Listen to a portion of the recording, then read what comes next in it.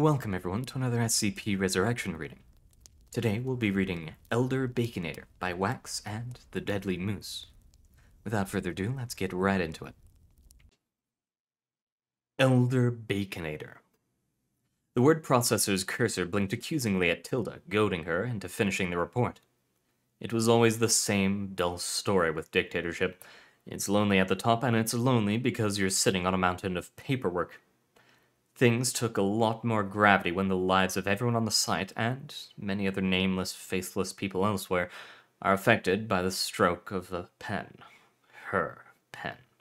And yet it was still dull. Monotone, monochrome, easy to forget what it meant, what you were doing. Vital that you always remembered.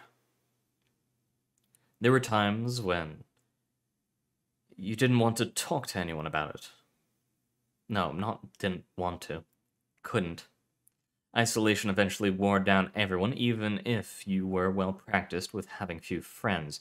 Yet no matter what you wanted, there were things that only others who had previously occupied the Site-19 directorial office could understand, or even be told. As it happened, one of those people chose that moment to knock on her door. She smelled the cigarette smoke first, then looked up to see a graying man in his mid-50s standing in her doorway. "Demetri, good afternoon." Dmitry Strelenikov looked at his watch. "It is 6 o'clock, Director." She could hear the K.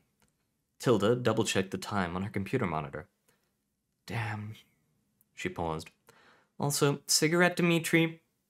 He nodded apologetically and unceremoniously flicked his cigarette into the hallway.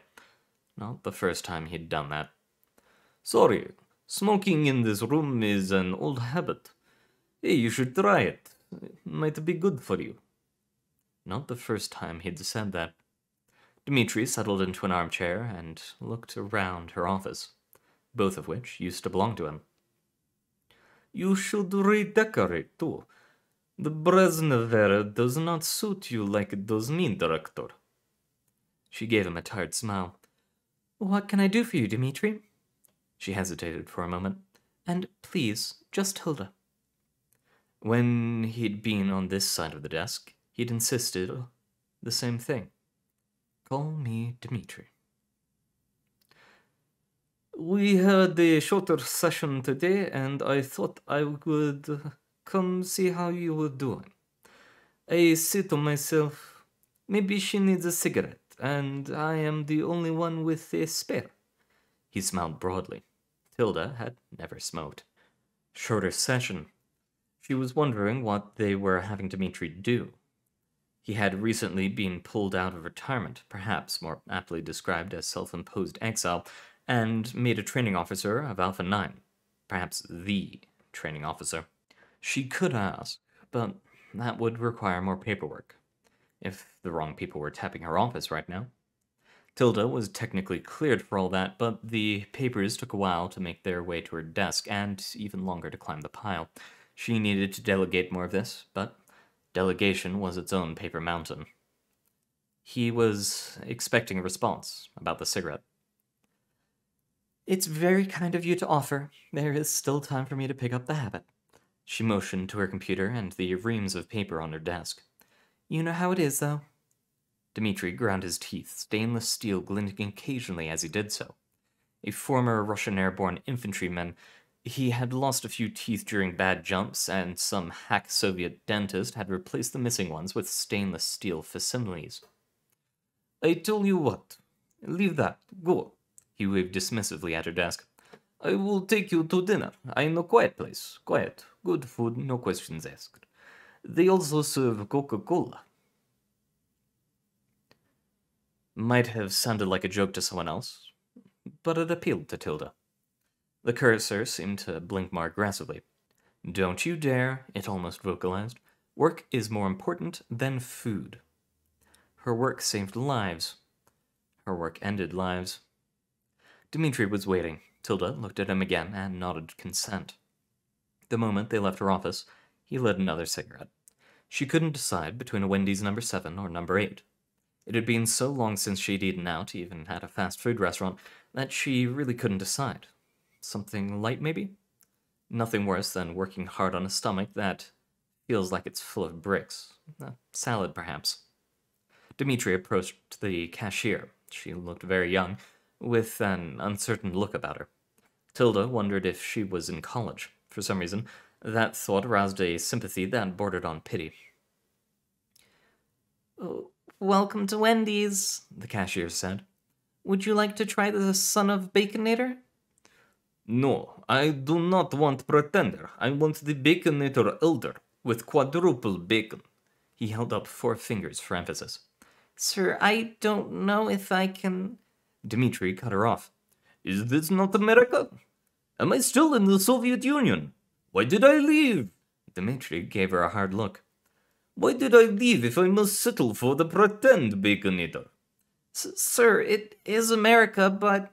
Do you want a bribe? Do I have to bribe for this? The cashier tried to protest, but Demetri held a finger to his lips. Shush. No. Here, look at this. He placed a crisp $50 bill on the counter and slid it towards her. For you. Quadruple bacon. I want the true Baconator father, maybe even the Baconator grandfather. Wide-eyed and confused, the cashier took the bill and punched in the order. Satisfied, Demetri stepped back. The cashier looked up at Tilda as if wondering what was coming next. I'll have what he's having. It was unhealthy. It was delicious. Neither of them spoke for a great while, the taste of the cheap food and the knowledge of how bad it was for them bringing its own peculiar form of catharsis. As Tilda wiped her hands clean of grease, she had no recourse but to admit that she did indeed feel a lot better. So how is training progressing, Demetri? We might as well conduct a little business while we're out, she asked. He moved to light a cigarette, but a sorry look from the cashier stopped him. We are moving along. I have been trying to drill them on quick threat detection and reaction. How does that work? They must learn that conditions can, how can I say it, shit the bed in an instant. Sometimes you have mere seconds to react to a changing situation, and it will determine if you live or die. Tilda nodded. I will give you an example. He pointed with the unlit end of his cigarette towards a man who had just entered. He wore an oversized sweater that looked a bit too warm for the current climate, and his body language indicated that he was possibly nervous or agitated. That man there, we will call him Sweaterman. Demetri's and Sweaterman's eyes met for the briefest moment. What would you do, for example, if Sweaterman decided suddenly to shoot up this place? What? Tilda frowned. I would call it in, if I could, and wait. Besides that, I would probably do nothing. Nothing? Demetri looked displeased. Yeah. She watched Sweaterman staring at the counter. Shifting in his oversized sweater, she remembered the mountains of paperwork. Saving lives, ending lives, whether you signed this piece of paper or whether you didn't sign that one. Inaction, action. No matter what you did, so much was all the same. Demetri leaned forward, clearly forming an argument, but whatever he was going to say was lost when the Sweaterman lifted his garment, pulled out a handgun, and fired around into the ceiling. Chairs squealed as frightened children and parents alike dove for cover under the wooden IKEA tables. A baby started crying. Someone spilled a drink on Demetri's back. Tilda glared at Demetri, with the tone carrying less alarm and more, "What the hell have you done?" "All right, nobody move and this is over real quick." Sweaterman swept his weapon of the cashier and instructed her to begin filling a carry-out bag with bills from all the registers. Demetri relaxed his hands, allowing his right arm to drop nonchalantly to his side, and waited. When Sweater's head was turned to the cashier, he nodded at Tilda and rose. With smooth, practiced motion, Demetri's gun hand lifted the hem of his skirt and drew his trusted sidearm. The weapon rose swiftly, meeting the target. Demetri slipped on a spilled milkshake. In stark contrast to how gracefully he had risen, he collapsed to the floor. His sidearm landed on the table in front of Tilda. There were only seconds to react, but her brain still jumped through the usual hoops. This was not a choice she had wanted to make. Ideally, she didn't want to make any choice in this kind of situation, but the die was already cast. She felt her hand wrap around the bakelite grip as she, too, rose from her seat and drew down on Sweater Man. The sights aligned, and beyond the front blade sight, she could see the target's eyes go wide. Flash! She felt more than heard the report of the gun. Her eyes flinched. She felt her hand absorb the recoil as the slide cycled backwards and chambered a new round. She watched the lacquered steel casing fly past her peripheral vision. Glass shattered, and children screamed, all of it silenced by piercing, ringing tinnitus. When her eyes focused, Sweater Man was gone. The spent casing hit the floor, and with that, her hearing returned. Demetri stayed on the floor and lit his cigarette. You see what I mean, yes? She exhaled. You should have Everett look at that bruise, Tilda said as they alternately walked and limped through the hall. The adrenaline crash was hitting her hard, and she wanted nothing more than to sink into her office chair and do paperwork again. Maybe that was the real lesson to be taken from this. An appreciation of stability and relative safety. No, because he will try to replace my lungs again. I told him never again, not after the last time, Demetri said with an empathetic chop of his hand. Finally, they reached her office. She invited him in for a drink out of courtesy, but he politely declined, reminding her that she still had work to do. A question loomed on her mind, and she teetered indecisively as to whether she should ask or not. She decided she had to know. Demetri, did you orchestrate all of that? He gave a curt laugh. I only wish I could have planned that so perfect. It was complete coincidence. Coincidence? Yes, that is what I said. He clapped her on the shoulder, beaming. I want you to know you did well even though you missed. I'm sure the police found them. Despite her exhaustion, she managed to crack a grim smile. Thank you.